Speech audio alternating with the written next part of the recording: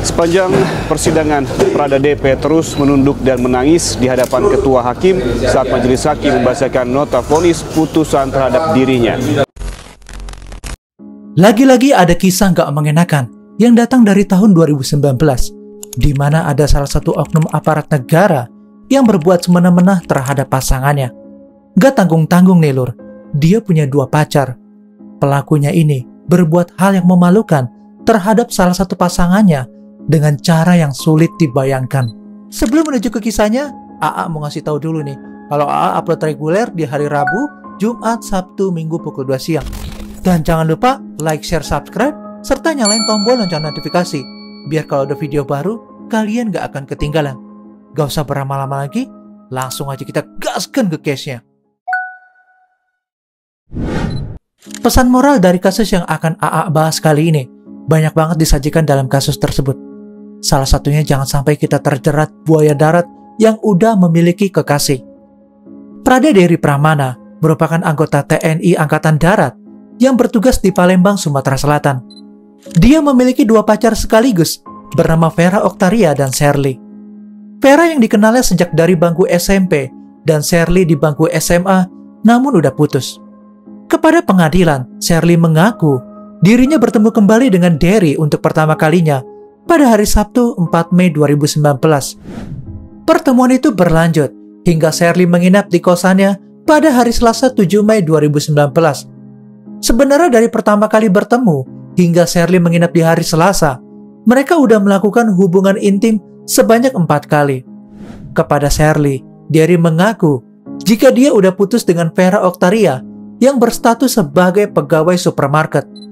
Namun saat menjelang subuh, Sherly terbangun dan udah gak melihat keberadaan Dery.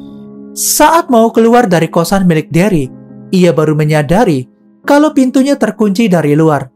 Sherly pun panik dan berteriak minta tolong kepada salah satu tetangga kos untuk mendobrak pintunya dari depan.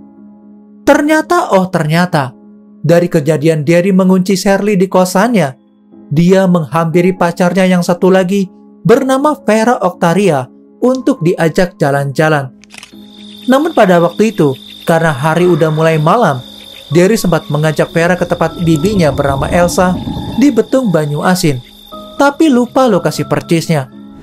Dery pun akhirnya mengajak Vera menginap di sebuah penginapan Sahabat Mulia, Kabupaten Musi, Banyuasin, Sumatera Selatan. Kayaknya modus nih. Dari situ mereka melakukan hubungan intim sebanyak 2 kali. Setelah selesai melakukan hubungan enak-enak, Prada Dery kemudian menemukan ponsel milik Vera Oktaria dalam keadaan mati. Saat Prada Dery menghidupkan ponsel tersebut, dia menyadari kalau password ponsel pacarnya udah diubah dari yang sebelumnya tanggal jadiannya. Sebagai seorang pacar, Dery kemudian menanyakan hal itu kepada Vera. Dery mulai marah karena pacarnya udah mulai main rahasia-rahasiaan dengan dirinya. Dari sana perselisihan di antara mereka berubah menjadi pertengkaran yang sangat hebat. Vera gak mau memberikan password ponsel miliknya. Dari situ, Dery malah makin marah, serta mengatakan pasti ada yang disembunyikan oleh Vera di dalam ponsel itu. Setelah terjadi perselisihan di antara mereka, Vera kemudian tiba-tiba meneteskan air matanya. Dengan nada yang lirih sedikit berat, Vera mulai mengungkapkan sesuatu yang sangat mengejutkan. Vera mengatakan bahwa dia udah hamil 5 bulan dan Dery harus bertanggung jawab atas kandungan di dalam perutnya. Seketika Prada Dery langsung emosi dan mengatakan bahwa persetubuhan di antara mereka hanya terjadi beberapa kali, sedangkan Dery dinas selama 5 bulan, jadi nggak mungkin kalau dia yang menghamili pacarnya. Vera tiba-tiba menangis sejadi-jadinya. Hal itu membuat Dery menjadi bingung dan sangat panik. Dia kemudian membentak pacarnya agar segera menghentikan tangisannya. Namun karena tangisan dari Vera semakin keras, Dery kemudian menghantam wajah pacarnya itu secara membabi buta. Saat itu di dalam pikiran Prada Dery udah berkecamuk. Dirinya bersikukuh bahwa kehamilan dari pacarnya bukan hasil perbuatannya. Cemburu buta yang gak didasari dengan logika berpikir membuat Prada Dery diambang emosi yang sangat memuncak.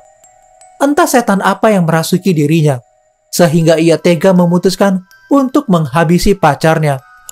Dia mulai membekap mulut Vera dengan seluruh tenaganya.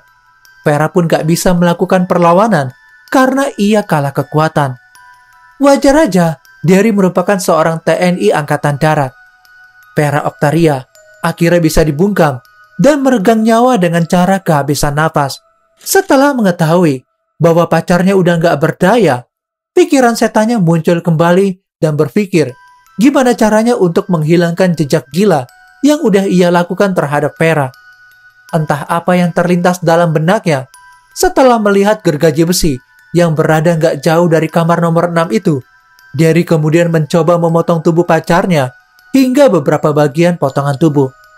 Namun usaha yang dilakukan oleh Prada Derry ini ternyata sedikit gagal. Gergaji besi itu patah ketika bersentuhan dengan tulang dari tubuh sang korban. Prada Derry selanjutnya menemui dan menelpon beberapa kerabat terdekat. Di situ ia menceritakan atas kejadian gila yang udah dirinya lakukan terhadap korban. Kerabatnya pun kemudian mengusulkan kepada Derry untuk membakarnya aja. Darah yang mengalir dari tubuh Vera Octaria hingga berserakan di lantai kamar itu membuat situasi semakin mencekam dan sangat mengerikan. Saat itu, dirinya kemudian memutuskan untuk mengikuti usulan yang diberikan oleh kerabat dekatnya. Dia mulai membuat skenario dengan sebuah pentol korek yang kemudian ditempelkan di obat nyamuk sebagai pengatur waktu, sehingga ketika kamar itu udah ditinggalkan oleh Prada Derry, api yang menjalar di obat nyamuk dengan sendirinya akan membakar pentol korek, lalu menyulut api di tempat tidur yang berisikan tubuh dari pacarnya itu. Namun skenario itu gagal karena obat nyamuknya mati sebelum menyentuh kasur tempat tidur. Setelah gagal melakukan berbagai percobaan, akhirnya Derry melarikan diri dengan naik bus menuju ke arah Lampung, menuju ke pelabuhan penyeberangan Bakauheni jurusan Merak. Selama menjadi buronan, Prada Derry bersembunyi di sebuah padepokan di kawasan Serang, Banten, dan mengubah namanya menjadi Oji bin Samsuri. Pada akhirnya, kejahatannya pun terungkap ketika petugas kebersihan mencium aroma busuk dari kamar nomor 6. Aroma yang tercium itu sangat menyengat hingga mengganggu indera penciumannya. Dirinya kemudian memutuskan untuk langsung menelpon petugas keamanan karena melihat dari dalam kamar seperti udah dalam keadaan yang kosong. Setelah menunggu sekitar beberapa menit lamanya, pihak keamanan hotel kemudian datang dan udah berada di depan kamar nomor 6 tersebut. Setelah keputusan bersama, karena aroma busuk itu tercium dan sangat mencurigakan, mereka selanjutnya mendobrak pintu kamar tersebut. Di sana mereka terkejut karena penampakan yang sangat mengerikan itu di dalam kamar tersebut. Ada sedikit darah yang udah mengering membasahi sebagian lantai kamar nomor 6 dan bau busuk yang tercium semakin kuat dan sangat menyengat. Dari atas kasur yang berbalut dengan selimut, seorang wanita ditemukan dalam keadaan yang sangat mengenaskan. Wanita itu gak mengenakan sehelai busana pun dan tubuhnya udah dalam keadaan yang gak utuh karena udah terpotong beberapa bagian. Melihat kejadian yang mengerikan itu, mereka selanjutnya melaporkan ke pihak berwajib terdekat dari hotel tempat mereka bekerja. Dan sekitar kurang lebih menunggu selama 1 jam, pihak berwajib akhirnya datang ke lokasi kejadian. Mereka selanjutnya mengamankan tempat itu dan membawa tubuh Vera Octaria untuk dilakukan penyelidikan lebih lanjut. Menurut keterangan dari pihak keluarga Vera Octaria, mereka udah mencari keberadaan anaknya tersebut hampir sekitar 1 minggu. Bapak dari korban juga sempat menanyakan keberadaan anaknya ke tempatnya mereka bekerja. Namun anaknya nggak diketahui keberadaannya. Mereka juga sempat melaporkan kehilangan Vera Octaria ke pihak berwajib. Setelah mendengar keadaan dari anaknya yang udah dalam keadaan mengenaskan, pihak keluarga merasa sangat terkejut dan terpukul atas kejadian yang mengerikan tersebut. Mereka kemudian meminta pihak berwajib untuk mengungkap tuntas pelaku di balik kegilaan terhadap anak mereka. Pihak berwajib kemudian melakukan penyelidikan lebih mendalam terkait kasus Vera Octaria. Mereka memeriksa beberapa saksi yang melihat terakhir kali keberadaan dari korban ketika masih dalam keadaan hidup.